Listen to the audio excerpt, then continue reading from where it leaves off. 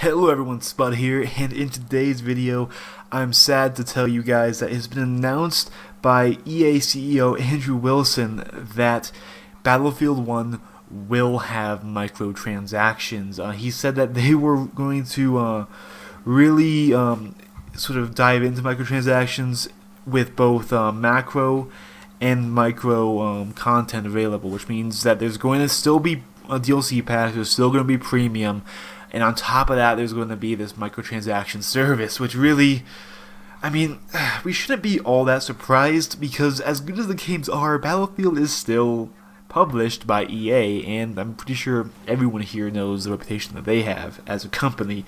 And we previously saw microtransactions in the form of battle packs in Battlefield Hardline, so really we shouldn't say that we're all that surprised, as much of a shame as it is. And, really, I hate that the idea of when you buy a game, you have access to everything within it. I hate that the idea is slowly dying alongside the rise of mobile and free gaming. Like that's becoming less and less the norm and more the exception.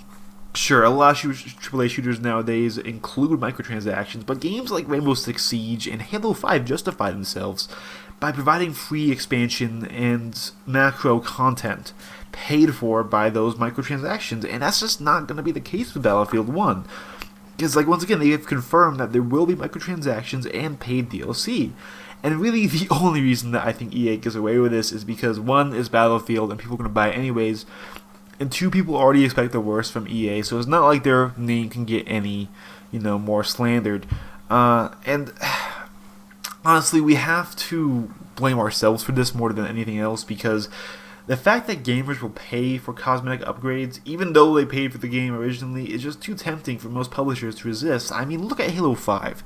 The game has generated more than $1.5 million in microtransaction revenue alone, and that's just too much money for a lot of people to leave on the table. That can go towards paychecks, that can go towards development, that can go towards researching new technologies to use in the game.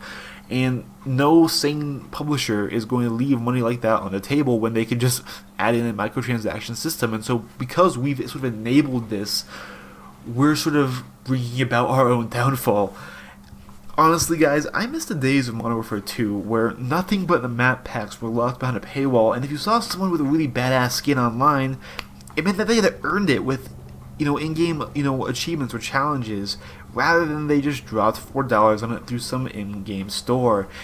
It's starting to feel like as gaming has become more and more mainstream, it's also becoming more corporate, and with companies trying to really capitalize on that larger player base in any way that they can. I mean, I can't blame them. I mean, at the end of the day, EA and DICE and stuff, I mean, they're companies. They're out to make money. They're out to give people's livelihood, and the fact that they just want to make more money isn't really a bad thing. It's just, I think it's just a shame that we as gamers have allowed this to happen, that a game is no longer just, you don't go out and spend $60 and enjoy everything that they've produced anymore. I mean, if you want cosmetic upgrades or want to look cool, well, sorry, shell out more money. I mean, that's sort of the market that we have created now, and that model is just too enticing for anyone to pass up.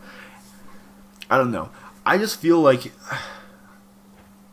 I don't know how to fix this. Really, it's such a shame for me that Battlefield is one of my favorite series of all time, and I really enjoy the games. And Battlefield 4 did it mostly right. I mean, I still don't totally agree with premium and having maps behind a paywall just because that's supposed to player base, but Battlefield 4 had no microtransactions, and battle packs were more of just a cool little opening present type thing that they had out, and you got it every level, you got it with every 150 kills with a gun, and it was cool. It was like a little reward.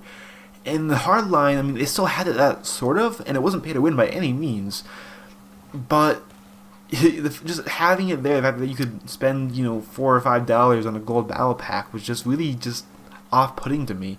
And I think it's unfortunate to see that in the next Battlefield game, just because I was really hoping that since it's a big, full title made by DICE, so they would stick sort of with their honorable roots. I mean, Battlefield Bad Company 2 had free DLC, entirely free, and it had the freaking Vietnam expansion, which was incredible. And I just feel like the series, just like gaming as a whole, is just becoming more and more corporate and more based around just removing money from people's wallets. And it's reminding me of the old arcade mindset, where you don't make a game to be enjoyable and to be challenging. You make it to take as much money from your player as possible.